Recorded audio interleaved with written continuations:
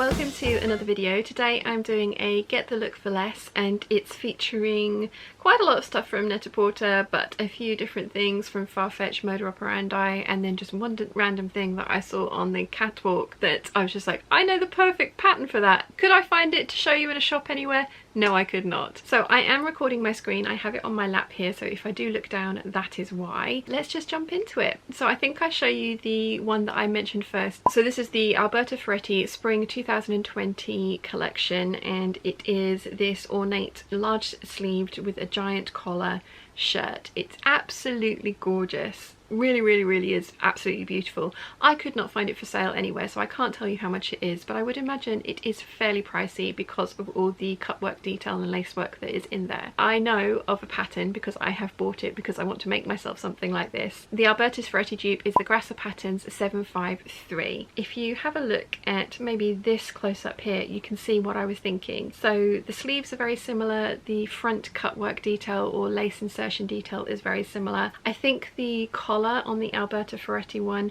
is maybe a little bit larger. The pattern calls it a flying yoke, so maybe not a collar. It does have the little frill ruffle that the Alberta Ferretti one has as well. This is a really interesting pattern because when you look at the line drawings as I've got them up here, it looks quite basic, and the pattern itself is a fairly easy, straightforward to put together pattern. Grasser Patterns do talk you through how to put in the different lace parts of this pattern and how to shape them around the collar, and they teach you how to do that, which I think is a really nice thing because the sample that they've sewn up is gorgeous, absolutely gorgeous, but you're never going to find fabric like that. You're going to have to make it for yourself, and this pattern talks you through that. So you can either make the very basic shirt with no lace insertions like the line drawing, or you can follow the instructions from Grasser Patterns and they will talk you through doing all these different cutwork and lace insertion tricks and techniques to get the curved yoke, to get the insert on the chest and get the insert into the sleeves, which I think is brilliant. So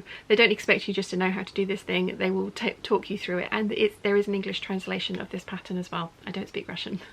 I wanted to show you guys that one because I saw the Alberta Ferretti shirt, I fell in love with it, thought, you know, that is exactly, the Grasser pattern is going to give you exactly the same look. You just got to find the right fabric to use for that. Whilst I can't tell you how much it was, it's definitely going to save you some money, although it will be a time-consuming project, but it's definitely something that I want to give it a try. Next up we have an Alexander McQueen ribbed wool and cashmere blend jacket, which is £1,290 from Net-a-Porter.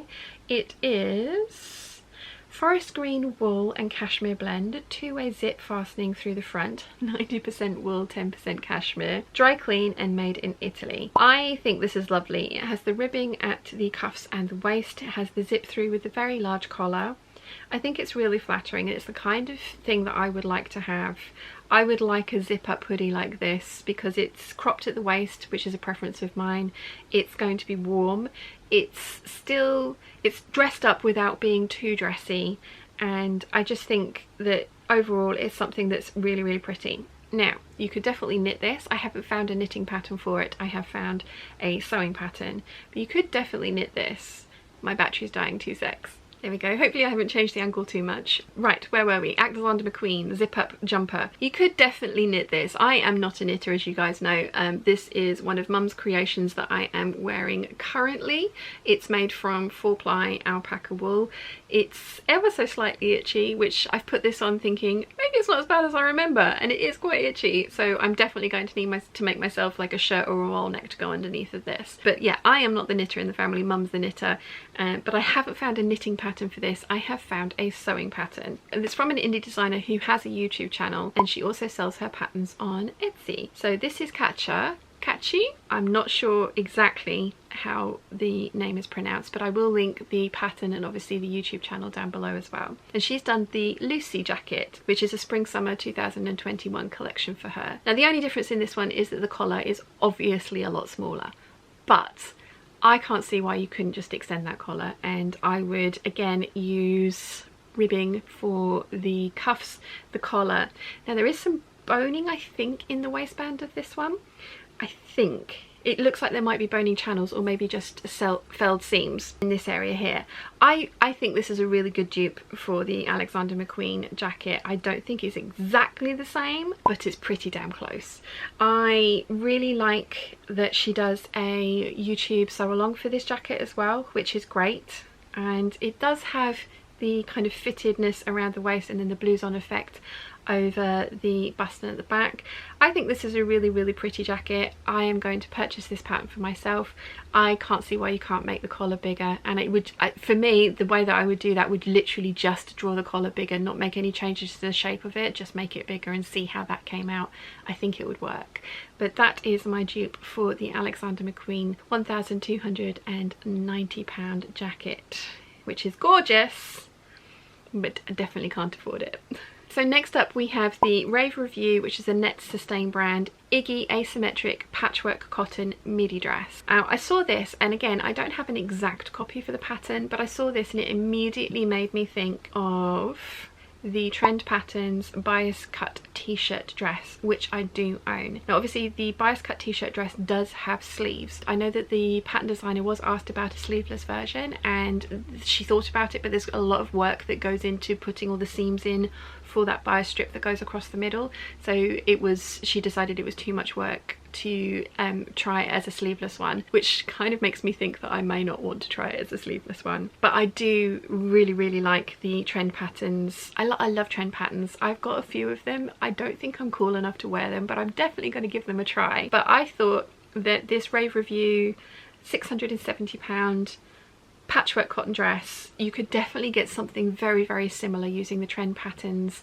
bias cut t-shirt dress. I think it's really, really pretty. I think it's a nice, I was going to say it's a nice way of using up scraps of fabric, but these panels and the panels on the Trend Patterns dress are actually quite large, so it's not going to be a, oh I have a scrap of this or a scrap of that, although you could seam those together, and as long as you finished off the raw edges nicely on the inside with French seams or overlocking, then there is no reason that you couldn't put more seams into the panels to then cut them out. So you could go along the whole kind of patchwork dress trend, because it is very trendy this last year. The difference with this one as well, the Rave Review dress has a centre back zipper, and the Trend Patterns dress actually has its zip. Let's see, the Trend Patterns dress, from what I remember, actually has its zip in one of the diagonal lines at the back, which sounds terrifying, but when you think about it, actually that's the straight of grain, and the designer is saving you from having to put a zip into a bias cut piece of fabric, which is awesome. And also having to try and make lines meet up on the bias as well with the zip as well, because we all know that that's a headache waiting to happen. So this has really been thought through really, really well. I love this two-tone dress that she has made the sample up in. I think it's absolutely gorgeous, and it's definitely something that I want to try. We all know that I'm not great at print clashing, so I'm not sure how successful I would be, and I may well just make my first one out of the same fabric, although that won't give me the effect that this does. So yeah, but it's a beautiful, beautiful dress, and when I saw the Rave Review £670 one, I just thought, you know what, could do that. We could definitely do that with that Trend Patterns pattern. So that's my recommendation for the Rave Review £670 cotton patchwork dress. So next up is an Oscar de la Renta dress from Modus Operandi, and one of you lovely peeps sent this one in to me. It's $2,690, so it is expensive. And again, it's another of the patchwork trend. So Dolce & Gabbana have been doing it, obviously Rave Review have been doing it, Oscar de la Renta's doing it. It's been a really popular trend, and you can buy fabrics that are pre-patchworked for you. I've got a Dolce & Gabbana cotton lawn in my stash that has the patchwork prints on it. I've also got a rayon that I made a True Bias Shelby out of that has like that patchwork look to it. I know that the Textile Centre have at least 2 in stock at the moment, and I will list them down below. My recommendation for this one is the Vogue 9075, and that might not kind of immediately spring to mind as the pattern that you would pick, but hear me out. So this Oscar de la Renta dress, if we go a little bit closer, you can actually see that there are raw edges on this dress, and that these pieces have been sewn down on top of each other, which to me is not something that I would do. This would drive me batty, but it is basically a princess seamed bodice, basically. That is sort of simplifying it massively, but you can see there's seaming in here is long straight seams, and there don't appear to be any darts in it, which is why I have picked the Vogue 9075, because it again has princess seams that start at the shoulder seam rather than at the armhole, and they go over the bust and down. So those two seams are integral to the fit of the bodice, but it would be really easy for you to add style lines in right down the center front, for example, and then also kind of further like down the center of the two side bodice pieces. So you'd have a seam down the center front, you'd have your integral fitting seams for the dress, and then you'd add more style lines in, so you'd end up piecing together the bodice. This pattern also has a gathered skirt on it, so you would need to finagle the skirt, and the way that I would do that is I would take one of my circle skirt patterns and I would then line up my circle skirt, and I'd probably do maybe a half circle skirt. I think probably a half circle skirt, possibly 3/4, but depending on how full I wanted it and how many pieces of fabric I was going to use. I would take a half circle skirt, 3/4 circle skirt, and I would match up my style lines that I have put into the bodice to add the piecing in. I would match those up on the skirt. Now whenever you put a style line into a pattern, you need to remember to add seam allowance to both sides so you can sew it back together again. But once you've this would be quite a lot of work in the pattern making department, but once you've done that, it would be great for using up scraps of fabric again, because these scraps of fabrics, at least in the bodice, are not going to be too large. Depending on what volume you go for the skirt, your pattern pieces could end up being quite big, so you may need more fabric for that, but for the bodice at least it won't be too fabric hungry. I tend to end up with quite long strips of fabric left in some of my wider fabrics. I do try and place all my pattern pieces very carefully, but I do kind of sometimes end up with longer pieces of sort of like narrow lengths of fabric down the sides as well, so it's not going to be the worst thing in the world having a pattern like this which is going to need long narrow strips of fabric. There are some beautiful cottons out on the market now that have very similar prints to this as well. Looking at it, there is the pineapple print, which I know Lady McElroy do. There is some Sweet William floral prints in there, again a Lady McElroy. I'm going to suggest lots of Lady McElroy prints because you know, the navy one with the butterflies is kind of screaming kaleidoscope evening to me. So you know, you could go through the Lady or the Sherwood site and look for Lady McElroy cotton lawns to make this dress with. They've also done an interesting treatment on the hem. Again, totally doable, just a little bit finicky because you're going to have to finish the, rather than French seam, the skirt seams you would need to finish them with bias binding so you could hem each piece individually. Personally, I would probably have a leveled off hem, but that's just my preference because it probably would bug me having lots of different levels on the hem, but it is again totally doable. So yes, Oscar de la Renta £2,690 patchwork cotton midi dress. I would use the Vogue 9075 to start and just add lots and lots of style lines to it. Okay, we have another piece from Modus Operandi, and this is a material cotton wool cashmere top for $445. It has the cutout across the bust there, which I think is very 90s, early 2000s. It slips on, 90% wool, 10% cashmere, dry clean, and it's imported. I really like this. It's the kind of top that I probably would wear. As you guys know, I have nice boobs. I tell you this all the time.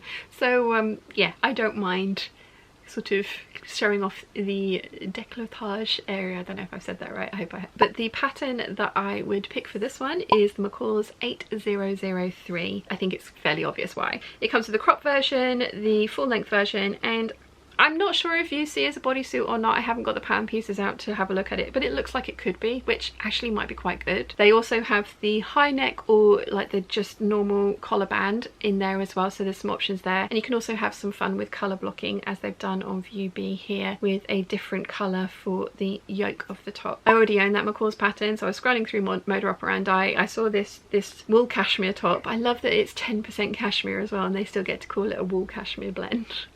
That just makes me giggle. Yes, but it was $445, which is a lot of money, and I probably would use a viscose jersey, maybe a cotton jersey, depending. A ribbed knit would look great in this. I know Minerva Crafts have some amazing rib knits that would work really well for this, and again, I'll try and link as much as I can in the description down below, but it will definitely not cost you $445, although some of those rib knits are expensive. Next up is a Mara Hoffman dress. It's the Mika Tencel dress, and it's a net sustain product as well. I had saved this one on my phone because I saw a photo of it on Instagram and I was like, oh, that's that McCall's pattern, and then I couldn't find it on Net-a-Porter, so I found it on wardrobeicons.com. They say it's £555. I love this. I think it's absolutely gorgeous. I love a tencel as well, like a tencel viscose, tencel rayon. I think they are more eco-friendly to actually make, and they feel lovely. They can be more expensive to buy, but totally worth it in my opinion. So the pattern I've picked for this one is the McCall's 8177. It is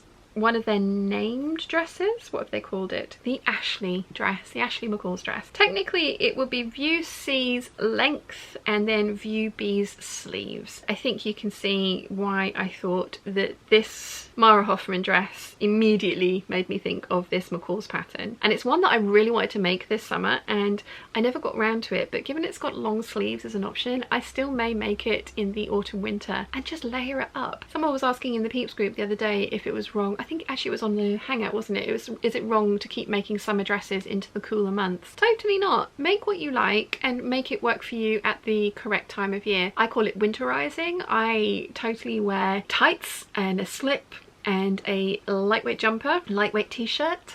I'll put the dress on over the top, then I'll have a cardigan, then I'll have a scarf, then I'll have my gloves, and then I'll have my coat as well. So I've got loads of layers on, but I am technically wearing a really lightweight floaty dress. I usually have the slip on because sometimes the rayon and the tights can stick to each other, which is not a look you want to go for, which is why I go for a slinky slip. But yeah, why not? Make the things that you like year round. It doesn't matter. I mean, I made a winter coat in May, for goodness sake. I was trying to tempt the summer in. It didn't quite work. It was delayed reaction. I think we got the summer about 2 or 3 weeks later. But, you know, make what you want when you want and work out ways that you can wear it. Although I haven't worn that winter coat yet because it has been absolutely baking this summer, which has been lovely. So yes, the Mara Hoffman £555 Mika Tencel dress is a dead ringer for the McCall's 8177, and I will probably make mine in a print. I'm definitely going to do the longer version. I am going to do it with the longer sleeves. I'm not a fan of puff sleeves that come above my elbows. I prefer them longer. I am not ruling out making the strappy version either because I really like that as well. I will probably, given that view A and B are both the same length and then C is a maxi, I will probably end up cropping it so it's a mid calf length as well. So I'll have a maxi and a calf length one because I won't make the shorter ones. But yes, 8177 is a dead ringer for Mara Hoffman dress. Okay, so again, I was scrolling through Net-a-Porter and I saw this Anna Mason, let's see, yeah, I got that right, Anna Mason Cassia belted ruffle cotton corduroy mini dress for £695. This is blue cotton corduroy, button fastening along front, 100% cotton, machine washable. Yay! That's awesome. So I really like this belted. I am not a fan of it without its belt on, but I do really like it belted. I think it's really pretty, and I like that they've done a matching belt to go with the fabric, and then you could also use a leather belt from your stash. Personally, I probably will follow the pattern that I've chosen, which is the Deer and Doe cardamom dress, and put in the elastic at the waist. So I saw this Anna Mason dress. It immediately made me think of the Deer and Doe cardamom dress because it has the yoke cinched in at the waist with the belt, and then it has the sort of like little short skirt. The cardamom dress is very similar. The Anna Mason dress does have like a pie crust ruffled collar above its button-up placket at the front, whereas the Deer and Doe cardamom dress has a like a fold-over collar. But that would be really easy to substitute in something to give you the little frill if you really wanted to copy the Anna Mason dress point for point.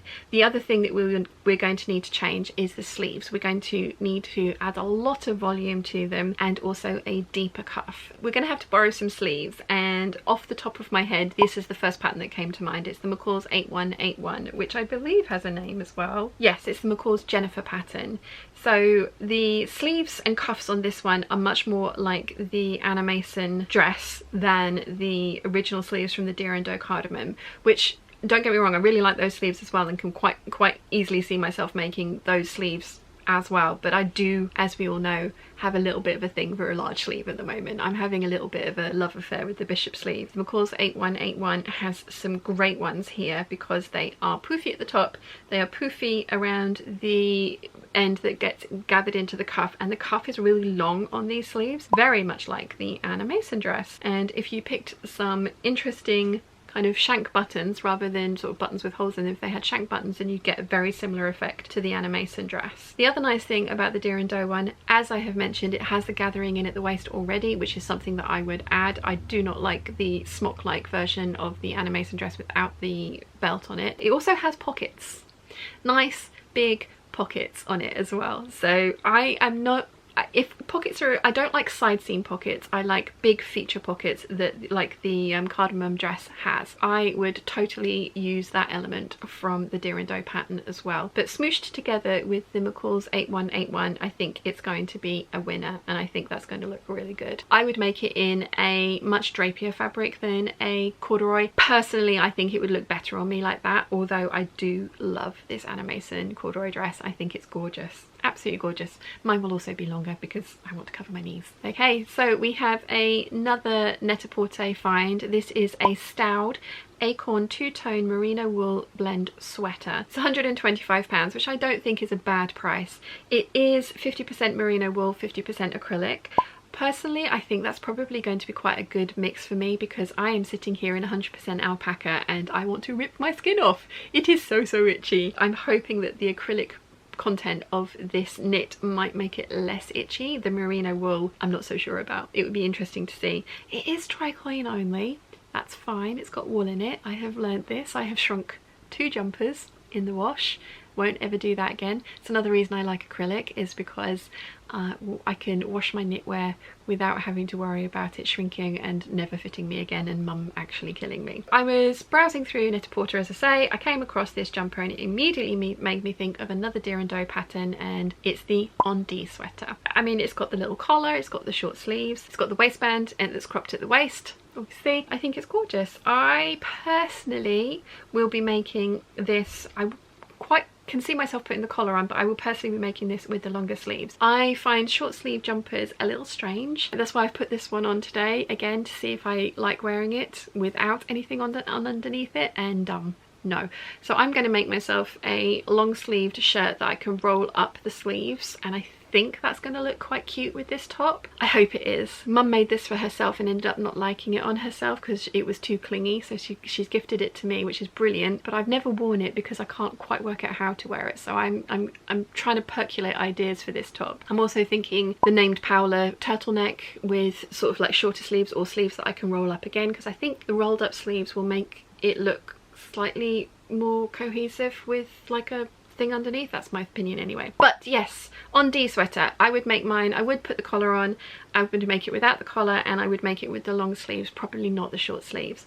I'm very lucky that the very lovely Alex gave me the On D sweater as part of one of the KB pattern swaps a couple of years ago now, and I've even got an Alex Gingerhead & Co label to put into my On D when I get around to making it. I haven't made one yet, so I'm going to be rectifying that this autumn winter. I have quite a lot of knit fabric behind me there. At least one of them is going to be perfect for this. So the On D sweater, I think, is a really good dupe for the Stowed Acorn two-tone merino wool blend sweater, and it will save you £125. As you can see, I have been shopping all over the place for this video. I'm on matchesfashion.com now, and I have found this Giambattista Varley floral print silk georgette blouse for £1,130. So it is cream, 100% silk, dry clean only, made in Italy, mid-weight silk crepe, printed flowers and butterflies, gathered neck and balloon sleeves. Again, it's beautiful. It's really beautiful. I love it with this skirt that they've got it paired with. I think it's a skirt, not trousers. Oh, it could be culottes, you know. But I love this outfit. I think this looks great, and I actually really want to make myself some tops that I can tuck into skirts and trousers made of the same fabric, so that it looks like a dress or a jumpsuit respectively, but I then have the option of pairing it with other things as well. I really like the kind of versatility that that would give me. The fabric is a very gorgeous silk georgette. When they say silk georgette, to me that immediately makes me think of something quite light, but they do say it's a mid-weight silk crepe, so I think it's got some nice body to it, and I think it's going to be one of those silks that, whilst it is difficult to work with, it's not going to be one of those ones that's like water and you look at it or breathe on it and it suddenly shifts away and does naughty things. Immediately springing to mind Goldhawk Fabrics on the Goldhawk Road. They had some Gucci silk that would have been perfect for this. McCulloch and Wallace will have some. Then Jones, oh gosh, is it the really expensive fabric shop? What is their name? It's probably, no, Joel's Fabrics, there we go, I knew it began with a J. Probably ought to forget them. I always go on there to just daydream. They will have some fabrics like this, and once you've perfected the fit of a top like this, I have really expensive fabrics in my stash that I would then use to make a top like this once I'd perfected the fit, because it's one of those things that's just going to go with everything. The detailing at the neck, the gathers into the neckline, beautiful sleeves, there's no fitting in the bodice whatsoever, so you can wear it untucked if you wanted to, but personally I would tuck it into everything. As we know, I like to accentuate my waist. I just think it's absolutely beautiful. The pattern that I have picked for the dupe of the Giambattista Valli is the Butterick 6487. Again, bear with me on this one. This one actually has a little bit more shaping than perhaps the Giambattista Valli top has, but I do think it's a fairly similar silhouette. I think there may be a little bit more fullness in the Giambattista Valli than there is in this Butterick pattern. I think that that is not the most difficult thing, to just add a little bit more fullness to the front to get the kind of like the more drapey look that the Giambattista Valli top has. I also like that there are different sleeve options on this, and then also the yoke option and the collar options. I really like that yoke option, and I probably would take advantage of that with some lace as they've done in this line drawing. I think that could look really, really pretty as well. I probably wouldn't ever make the ruffly sleeves that they have got on these two options, so like one ruffle or the double ruffle, purely and simply because I find those kind of things really, really frustrating to work around when you're trying to do anything like eat or work during a day. The ruffles would get in my way. But I have absolutely nothing against a giant sleeve that is corralled and made to behave into a cuff like this Butterick top has. Yeah, I think that the Butterick 6487 is a really good starting point for the Giambattista Valli £1,130 silk georgette blouse. Now the Gucci fabric that I mentioned that I found on the Goldhawk Road was £90 a metre. So yeah, this could work out to be a really expensive blouse, because out of 115 centimetres it needs 2.1 metres roughly, up to 2.5 meters, or if you have 150 centimeter wide fabric, it needs 1.5 meters to 1.8 meters of fabric. So £90 a meter, you know, 180 quid, maybe £320 if you go for really expensive silk, but it's still going to save you a lot of money on the Giambattista Valli version, and you will be able to make it fit you perfectly. So the sleeves will be the right length, you'll have the right amount of fullness in at the neck, and it's going to be one of those tops that you absolutely adore and love in your wardrobe, and depending on the pattern or plain fabric that you pick, could work with a lot of things in your wardrobe. Obviously you don't have to make it with stupidly expensive £90 a meter Gucci silk, you could make it with whatever you like, but that is the one that immediately sprang to mind. I can't list it down below because Goldhawk Fabrics do not have a website, unfortunately, but if you're ever on the Goldhawk Road, then I highly recommend checking them out, because they have some absolutely stunning ex-designer fabrics, and yeah, I could spend a fortune in there. Okay, we are back over to Farfetch, and it's a Zimmermann piece. There's not going to be a Get the Look for Less video without at least one Zimmermann piece from me. It's the Zimmermann embellished wrap skirt for £659. This is 100% viscose lining, and it's an 88% silk and metallic fibre blend for the outer of the skirt. Off-white silk blend, high-waisted, micro-dot print, mid-length. It's a really, really pretty skirt. It's a wrap skirt with a ruffle around it. The fabric is gorgeous, and I bet you can all guess exactly which pattern that I am going to recommend for this. It is the So Over It ebook, the Summer Dreaming ebook, and it's the Alba skirt from the Summer Dreaming ebook. So the book is £30, but you do get 5 patterns with a lot of variations in them. So you'll get the Alba skirt with the ruffle without, the Porto jumpsuit and trousers, the Ravello top, tunic, top with peplum or cropped top, the Sienna dress, top and skirt, and then the Sorrento denim jacket. So for £30 you do get 5 patterns with many variations in them. You obviously have to have this one printed as well. If you have the entire thing printed from Sew Over It, it comes out to £75, or you can have it either print it at home on A4 and put it together yourself, or you can have it printed by someone like Net Printers or Dotty Printers. So this is an expensive pattern because by the time you've bought the book and the printing, you are looking at around about £75 for all of those patterns. So this is an expensive one, is an investment. There are other wrap skirts out there that will do this for you. Off the top of my head, you've got the Butterick 6554 wrap dress, which it would be really easy just to make the skirt part with the ruffle and put on a waistband with extra long ties so that you can tie the skirt around. But for me, the Alba skirt immediately made me think of this Zimmermann piece, which is why I'm recommending that one. But there are many other options, especially from the big four, if you want a wrap skirt with a ruffle. So next up is La Double J or Double J. I want to say it like that because it sounds like it should be French, or maybe it's LA Double J. I'm not sure, I've never heard of them before, but they've done this big tiered printed cotton poplin midi skirt and it's £450. Now I have picked out a pattern, it's the McCall's 8066, so it's the posy pattern and it is a 3-tiered maxi skirt basically. Technically you don't really need a pattern for this. Loads of you guys have been asking me for a tutorial on the tiered skirts that I've been doing with my Grace bodice recently, and I will be putting one of those up on the channel very soon. But if you don't want to wait for that, or if you don't want to draft your own pattern, there is the McCall's 8066. It's definitely going to save you £450. This skirt is multicoloured poplin, slips on, so it's an elasticated waist, 100% cotton, hand wash for 100% cotton.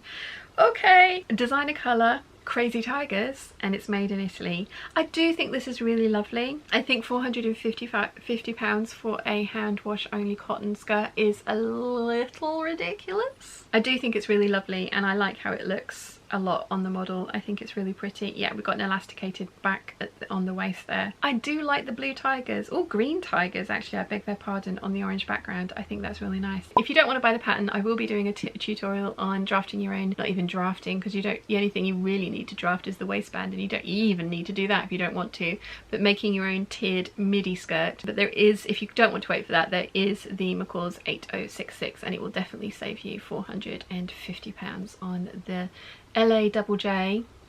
I'm going for that cotton print tiger skirt, which is hand wash only. What is going on? And then the final piece is another Net-a-Porter find. It's the Dolce & Gabbana Pussy Bow floral print silk chiffon blouse and it's £825. It is multicoloured silk chiffon, button fastening through front, 100% silk, dry clean only, and made in Italy. So as we can see, it has the Pussy Bow blouse v-neck at the front, buttons throughout, and then it's got actually what I think is elasticated cuffs on the sleeves. The fabric is absolutely gorgeous. If you go through Etsy, you can find ex-designer fabrics, and you can usually find the same print on lots of different types of fabrics as well, which is something that I really love, and is something that I'm doing with my Savannah collection. I am working with the viscose base, the cotton drill base, the cotton lawn base, the jersey, all on different bases but the same print, and I love when designers do that through their collections because it gives you this sort of like versatility of pairing all these different things together, but it's not just the one. So like this silk shirt, for example, would look terrible in a denim fabric, but they do also do a denim fabric, so you can put it together as a single outfit if you want to, which, as we know, is something that I'm not opposed to. I actually struggled a little bit with the pattern for this one. It would be really easy to say the Sew Over It Pussy Bow blouse, but that doesn't have the button up front. That is just a slip-on with the pussy bow details. So I found the Style Arc Tiffany woven blouse.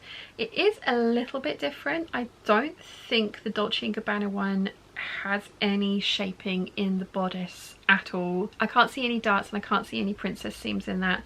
they have, yeah, there's the back as well. So yeah, looking at the back as well, I can't see any shaping in the body of the blouse at all, which is great because it doesn't break up the print. But the Stylark blouse does have a princess seam in the front, and then it's got fisheye darts in the back to give you more shaping, which is something that I would prefer. I do prefer my blouses to be more fitted to my body than blouson and tucked in and then me have to corral them all day. It's just a preference of mine. The Tiffany woven blouse has the pussy bow blouse, it has the button up front, it has the sleeves that go into cuffs, which again is a preference of mine. The cuffs have 3 buttons and buttonholes on them, which I really like. It would be really easy if you wanted to copy the Dolce & Gabbana sleeves to just elongate the sleeve pattern of the Tiffany blouse, do a narrow rolled hem on the edge, and then put in the elastic casing, as I think they've done on this Dolce & Gabbana blouse here. And you can see what I mean here in this picture as well. They've got the silk chiffon for the dress, and then they've got something much sturdier for the pencil skirt, but paired together they look fabulous. So fabulous. Oh, I love that outfit. Really love that outfit. I am planning a rose collection at some point because I have a lot of fabrics with roses on them, pink and red, and I'm trying to work out how I can tie that all together and make it cohesive, but I think I can. So the Tiffany woven blouse from Stylark Patterns. The only thing I will say about Stylark, and I haven't ever used a Stylark pattern, so this is secondhand knowledge to me, but their instructions are sparse. I have been told this by many people. They are very sparse, so this is not something I would recommend for a beginner sewer, because I wouldn't recommend a shirt for a beginner sewer anyway, but I wouldn't recommend this for your first shirt if you're if you're getting into sewing, you've never made a shirt before. This is not one that I would recommend. I would definitely go for something with a lot more hand holding involved in it, purely and simply because I have heard that the instructions on Stylark Patterns are brief and minimal at the best, and there is a lot of assumed knowledge. If you are comfortable making shirts, if you fancy challenging yourself, maybe doing it in a silk chiffon, this is the perfect shirt for you to recreate something like this Dolce & Gabbana pussy bow floral print silk chiffon blouse, but save yourself £825 because wow, expensive. Very expensive, but very beautiful. Very beautiful. But again, we've discussed this. I'm not a huge fan of D&G's ethics and work practices, so I would never actually spend money with them, but I do think their aesthetic in and of itself, without any of the problematic things going on with them, is beautiful. So that's the last piece that I have to show you today, and I think I've done pretty well with the patterns that I picked for dupes. There are some that I've taken a little bit of license with, like the asymmetric dress and the patchwork dress from Rave Review and Trend Patterns. Obviously not exactly the same, but it's a pattern that's going to give you a great jumping off point for something very similar. I think I've nailed it with some other ones like that Dolce & Gabbana shirt with the Tiffany blouse. I think that one is a dead ringer, and if you found yourself some beautiful silk chiffon with red roses all over it, you could make yourself something very similar. Let me know in the comments how you think I did. Is there any other patterns that you'd recommend for any of the pieces that I've picked? I would be very interested to hear your thoughts, and let me know if you actually make any of these things because I would love to see them. Use the hashtag Sian made me do it on Instagram so that I get to actually see what you've been making. So I hope you've enjoyed today's video. If you have, please give it a thumbs up. If you haven't yet, please subscribe, and I'll see you again very soon. Bye!